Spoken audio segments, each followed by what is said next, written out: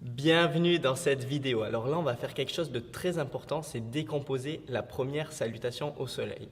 Alors pourquoi on fait ça? On va faire ça pour travailler dans la précision. Et avec cette précision, si vous la réalisez le matin quand vous vous levez, vous aurez les meilleurs bienfaits. Alors, la salutation au soleil, on entend parler partout. C'est quelque chose de très populaire dans le yoga parce que c'est un exercice qui fait travailler tout le corps. Pourquoi je prends ici le temps de vous la redéfinir? C'est pour vous apporter des précisions supplémentaires que je n'ai trouvées nulle part ailleurs et que moi-même, on m'a enseigné uniquement dans ma formation en Inde.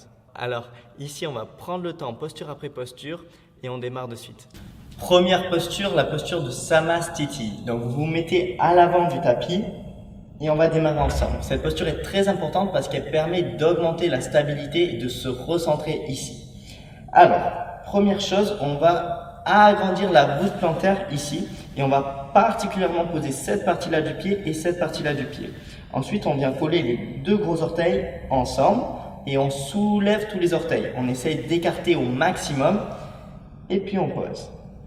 Derrière, les talons doivent être écartés de 1 ou 2 cm. Maintenant, on a le pied bien en place et on va s'intéresser aux jambes. Alors, on va engager légèrement les jambes. Qu'est-ce que ça signifie? Ça signifie qu'on va contracter légèrement les muscles comme si on voulait les affermir. L'idée, c'est un peu comme si on faisait le tronc d'un arbre et il faut qu'il soit suffisamment solide. Une fois que c'est bon, on va légèrement faire une rétroversion du bassin. Alors le risque, c'est de faire une trop grosse rétroversion du bassin et du coup on part en avant. Le risque aussi, c'est si les jambes ne sont pas suffisamment tendues, que les jambes partent en avant comme ceci, voire qu'elles se plient. Et c'est vraiment pas du tout ça l'idée. L'idée, c'est d'être le plus droit possible, le plus ferme. Maintenant, on va rentrer le nombril vers la colonne vertébrale, comme si on s'apprêtait à faire la respiration Ujjayi. Ceci permet d'adoucir la courbure du dos. On redresse bien tout le buste, la nuque légèrement droite. On va éviter d'amener la tête trop vers l'avant. Pour cela, on peut légèrement la ramener vers l'arrière, mais pas trop non plus. Voilà, ici je suis parfaitement droit et maintenant on va s'intéresser aux bras. Alors pour ceci, on va d'abord rouler les épaules vers l'arrière pour bien ouvrir le sternum et on va tendre les bras en pointant bien les doigts vers le sol, comme si on voulait s'enraciner également avec les mains. Et en fait, rien que cette posture vous apporte beaucoup de stabilité et beaucoup de puissance. Vous allez maintenant regarder le bout du nez ou loin devant. Moi j'ai une petite préférence sur le regard ici parce que ça permet de rester plus à l'intérieur. Très bien. Maintenant, on va joindre les mains et on les joint en mettant une légère pression sur les mains. C'est pas simplement toucher, on met une légère pression comme si on voulait équilibrer le côté gauche et le côté droit. Donc sur l'inspire, on joint les mains et on regarde les pouces. Ce qui est important, c'est aussi de garder le dos bien droit, de ne pas modifier la posture. Une fois qu'on est en Samasthiti, on reste figé, on contracte s'il faut légèrement les muscles pour lever simplement comme ceci.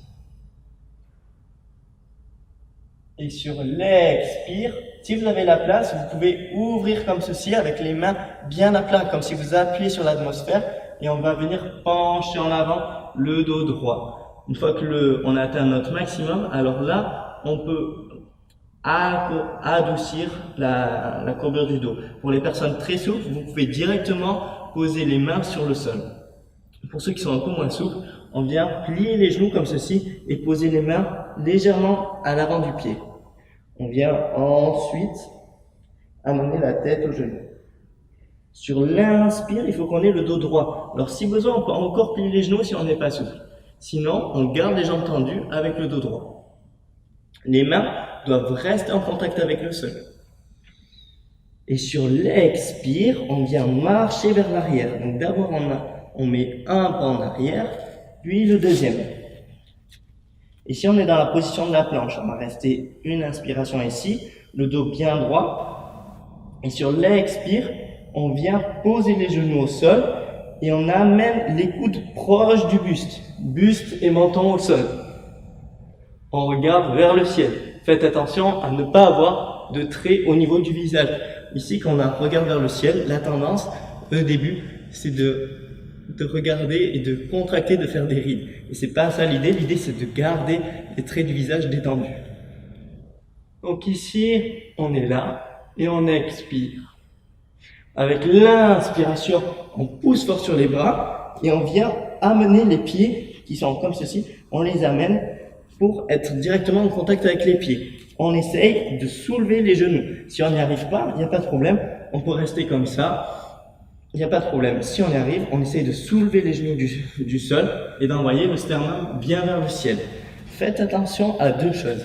La première, c'est la courbure du dos. Ici, pour les débutants, et les personnes qui ne sont pas souples, on peut très vite se blesser. Notamment quand on essaye de regarder vers le ciel. C'est pas ça l'idée ici, on va regarder en face. L'idée, encore une fois, c'est pas de faire une posture qui est belle et on débute. Alors pour cela, on garde le regard en face et la nuque bien droite. Ici, le bassin, quand on est dans cette posture, on le garde également droit quand on débute. On n'est pas obligé de creuser au maximum. On garde tout ça bien droit pour éviter de créer des tensions dans le dos. Ensuite, la posture suivante, sur l'expiration, on pousse bien fort sur les mains. Les mains doivent être écartées à la largeur du tapis et on envoie le bassin bien vers le haut et vers l'arrière. Alors de la même manière, ce qui est important ici, c'est d'avoir le dos bien droit. Alors je vous conseille de plier les genoux comme ceci pour bien écarter le dos, pour envoyer le dos bien vers l'arrière. Et ça, même les personnes qui ne sont pas souples peuvent avoir le dos bien droit. Pour les autres personnes qui arrivent directement à avoir le dos droit sans passer par les genoux, alors c'est très bien. Et on va amener les talons vers le sol. Donc pour les personnes qui ont les genoux pliés, ici, on garde le dos droit et simplement on amène les talons doucement vers le sol. Ce que je ne veux pas avoir, c'est un dos qui se plie et qui se courbe alors qu'on change, on essaie de tendre les jambes. Le dos reste figé, bien en place, bien gainé. Et ensuite, c'est simplement les talons qui vont vers le sol. On place le regard entre les deux genoux ou au bout du nez. L'idée, c'est pas de trop rentrer la tête, simplement trouver une posture intermédiaire, comme ceci. Ici, on reste 5 respirations. Donc, pensez bien à envoyer les épaules bien loin des oreilles quand on est dans cette posture, à bien écarter les mains et également les orteils des pieds. L'idée, c'est bien de les écarter pour pouvoir mieux s'enraciner.